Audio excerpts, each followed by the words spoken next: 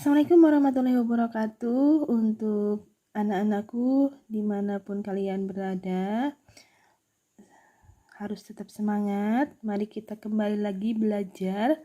Dan terima kasih sudah mampir di channel saya, yaitu di sini kita akan belajar mengenai matematika ya. Nah, untuk sekarang kita akan membahas tentang bilangan bulat ya. Jadi pada pembahasan bilangan bulat kali ini, sebelumnya kita harus mengingat kembali tentang jenis-jenis bilangan ya. Nah, jenis-jenis bilangan itu banyak sekali macamnya. Di antaranya yang saya ingatkan di sini ada 5 jenis yang sering muncul ya. Yang pertama adalah bilangan asli. Nah, bilangan asli itu adalah bilangan yang dimulai dari 1 dan terus ke arah kanan. Gitu Pak kalau pada garis bilangan ya. Yaitu anggotanya adalah 1, 2, 3, 4, 5, 6, 7 dan seterusnya. Itu bilangan bulat yang dimulai dari 1. Nah, kalau bilangan cacah itu adalah bilangan atau bilangan bulat yang dimulai dari 0. Yaitu 0, 1, 2, 3, 4, 5 dan seterusnya. Kemudian kalau bilangan bulat itu sendiri itu terdiri dari 3, bilangan bulat negatif, 0 dan bilangan bulat positif ya. Berarti kalau bilangan bulat negatif itu terdiri dari bilangan negatif, misalnya negatif 3, negatif 2, negatif 1 dan seterusnya ya. Atau negatif 1, negatif 2, negatif 3 dan seterusnya sebelah kiri. Kemudian ada 0 dan ke sebelah kanannya ada 1, 2, 3, 4, 5 dan seterusnya. Itu adalah bilangan bulat positif ya. Kemudian kalau bilangan prima, nah bilangan prima itu adalah bilangan yang hanya mempunyai 2 faktor, yaitu 1 dan dirinya sendiri. Nah, bilangan prima itu apa saja? Nah, bilangan prima itu adalah 2, 3, 5, 7, 11 dan seterusnya. Pokoknya yang hanya memiliki 2 faktor.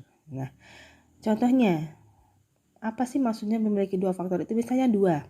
2 itu hanya ada 1 kali 2. Gak ada lagi hasil perkalian yang menghasilkan 2. Berarti dia hanya mempunyai faktor 1 dan dirinya sendiri yaitu 2. Misalnya lagi 11. 11 itu hanya ada perkalian 1 kali 11. Nah, gak ada lagi perkalian yang menghasilkan 11. Jadi 1 dan 11 itu adalah faktornya dari 11 ya. Kemudian dan seterusnya dan yang lainnya seperti itu ya.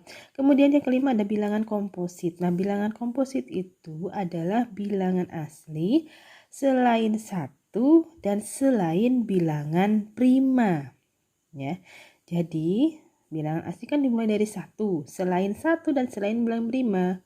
Berarti berapa? 1, oh bukan. 2 bukan karena bilangan prima. 3 bukan karena bilangan prima. Oh berarti 4. Nah, bilangan komposit adalah 4, 6, 8, 9 dan seterusnya. Pokoknya selain bilangan prima dan selain 1. Nah, itu untuk jenis-jenis dari bilangan. Nah, untuk bilangan bulat itu sendiri, kalian lihat di sini. Kali ini dibikinkan skemanya, yaitu bilangan bulat yang kita akan bahas lebih dalam lagi di bab ini ya. Itu terdiri dari 3. Yang pertama, bilangan bulat negatif, sebelah kirinya 0 ya. Kemudian ada 0 itu sendiri, kemudian ada sebelah kanannya 0 adalah bilangan bulat positif. Nah, kemudian untuk mengingat dan mempermudah kita untuk membandingkan dari suatu bilangan ya, kita bisa menggunakan garis bilangan. Nah, ini namanya garis bilangan ya.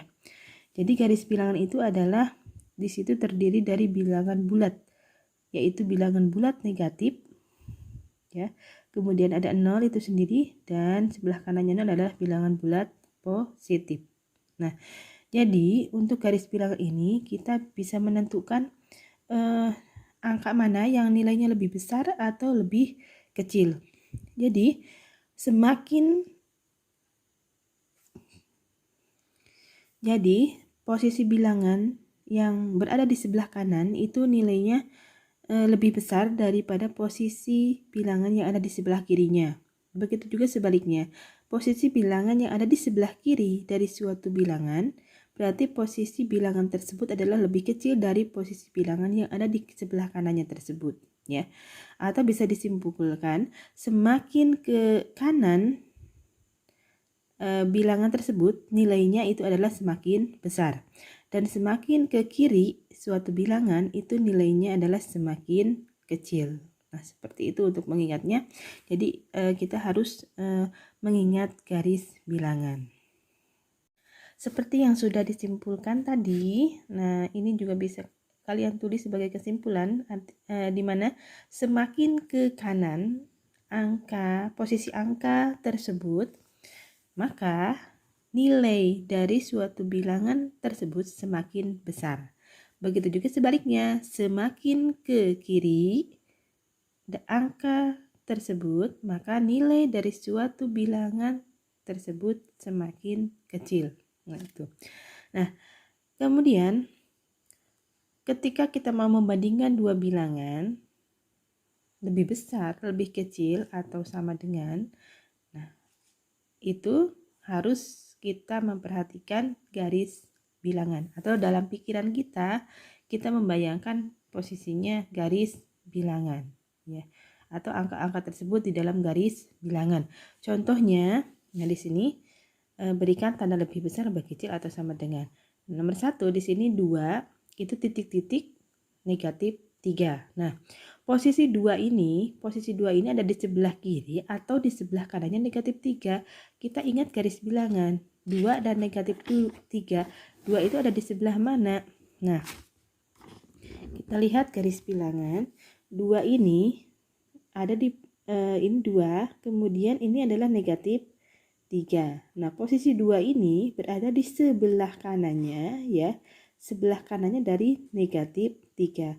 Karena 2 ini sebelah kanan, maka tandanya adalah lebih besar. Artinya 2 itu lebih besar dari negatif 3.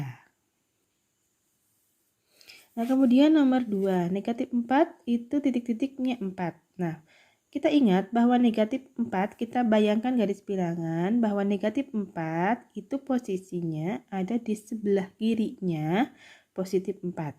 Nah, karena negatif 4 sebelah kirinya karena negatif 4 itu adalah ada di sebelah kirinya dari angka positif 4, maka negatif 4 itu adalah lebih kecil dari 4. Nah, kemudian nomor 3, negatif 5 dengan negatif 12. Ya, sama-sama negatif, ini 5, ini 12. Nah, kita lihat garis bilangan atau kita bayangkan garis bilangan. Posisi negatif 5 itu ada di sebelah mananya negatif 12. Nah, posisi 5 itu berada di sebelah kanan dari negatif 12. Karena ada di sebelah kanan, negatif 5 kan ada di sebelah kanan, ya. Sebelah kanannya dari negatif 12, ya. Karena negatif 5 di sebelah kanan, maka negatif 5 adalah lebih besar dari negatif 12. Kemudian nomor 4, negatif 21 dengan negatif 10. Sama-sama negatif, ya. Nah, sekarang kita bayangkan lagi garis bilangan. Nah, posisi negatif 21 itu ada di mana? Sebelah kiri atau sebelah kanannya negatif 10. Nah, negatif 21 itu adalah di sebelah kirinya negatif 10. Berarti negatif 21 adalah lebih kecil dari negatif 10. Ya. Kemudian yang kelima. Yang kelima ini ada negatif ketemu dengan negatif. Kalau ada pertemuan dua tanda seperti ini, maka itu harus dikalikan. Maka di sini kita kalikan dulu. Negatif kali negatif. Nah, itu menjadi positif. Jadi negatif kalikan negatif itu menjadi positif, yaitu positif 2. Nah, ini juga 2, maka tandanya adalah sama dengan. Jadi negatif 2 itu sama dengan 2. Jadi sama artinya dengan 2, karena negatif kali negatif adalah positif. Nah, seperti itu. Nah, semoga bisa dimengerti. Kemudian untuk kalian mengetahui paham atau belum, ya, coba dikerjakan 5 soal di bawah ini. Kemudian nanti boleh dipertanyakan apabila ada yang masih kalian bingung ya.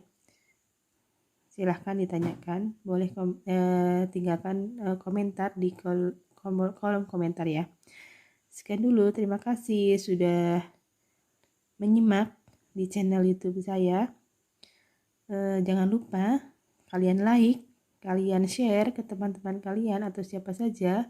Kemudian jangan lupa di subscribe ya. Terima kasih. Assalamualaikum warahmatullahi wabarakatuh.